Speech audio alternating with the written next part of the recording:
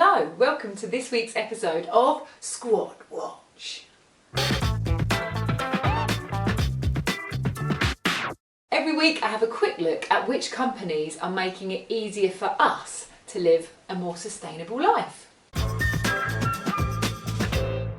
So I've recently started a new job and I was really pleased to see that they recycle everything in our kitchen, in our office, and they do that, they're able to do that because of a brilliant company called Paperround. And basically they're a commercial waste disposal company and they do really cool stuff with your waste. So you can organise your office to recycle cans, paper, cardboard, plastic bottles, glass bottles, ink cartridges, batteries, food waste.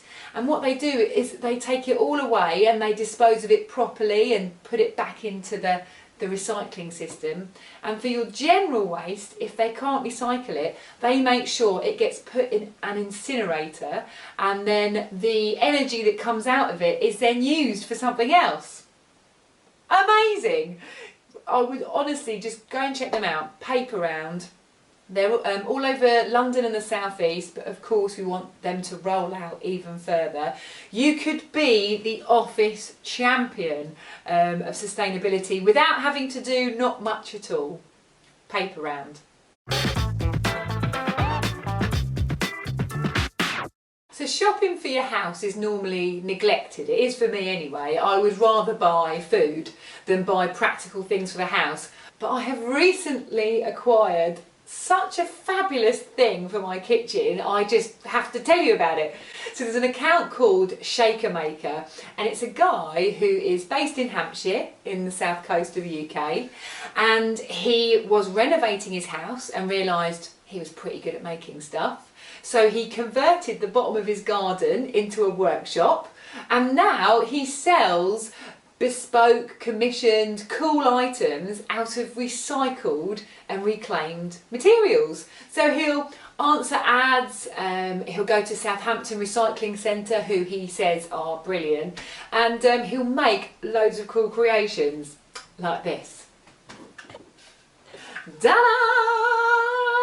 This is my new spice rack.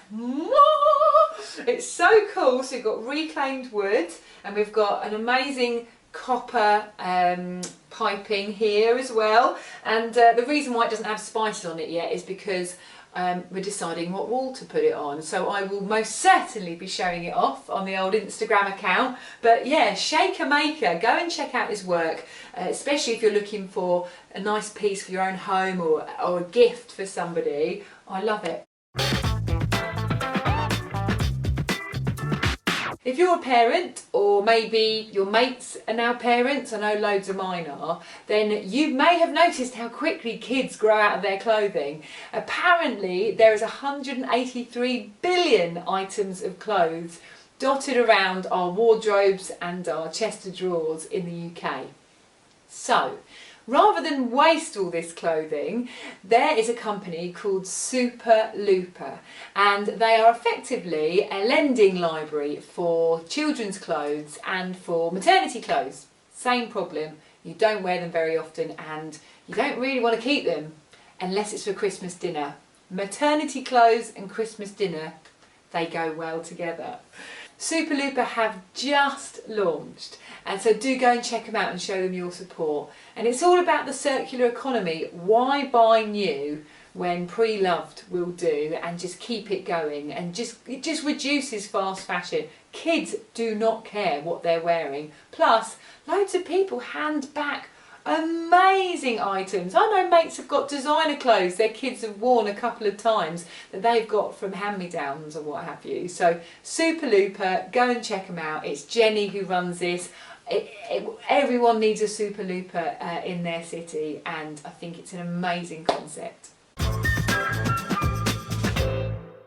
Another business I've recently discovered, and also a fairly new concept to me and probably to you as well. The business is called Materialise Interiors, and it's about creating a happy house made out of materials that have caused no harm to nobody, no living thing.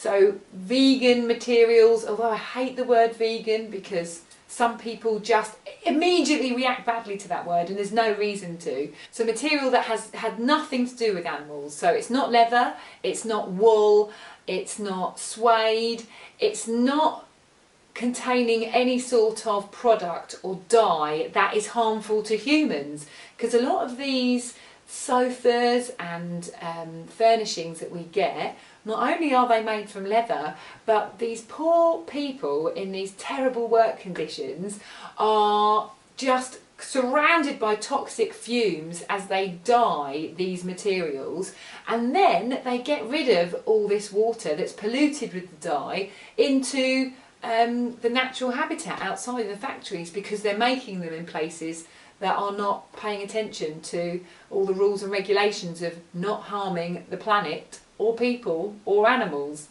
Anyway, had a little rant there, and it was brand new information to me, so I feel a bit passionate about it, you know. Chloe's job is to make a healthy and happy home for you and to source materials that have a low impact on the environment. You can actually make leather out of pineapple. Like, there's some really cool materials out there. And what Chloe will do, she has an extremely talented, fantastic eye for design, and she'll work with you to create your home or your business a fabulous space for you to live and work in. So it's Materialise Interiors. If you're not local to Brighton, she has an online service too. So she's totally accessible. Do go check her out. And finally, a quick word about my podcast. Now, I haven't released a new episode for a little while, and it's because I've had a change of equipment, I've had a new job, and as you know, you're a bit frazzled after learning all the time. So I've had a pause, decided to end series 1 and start series 2 soon. And I already have 2 episodes for series 2.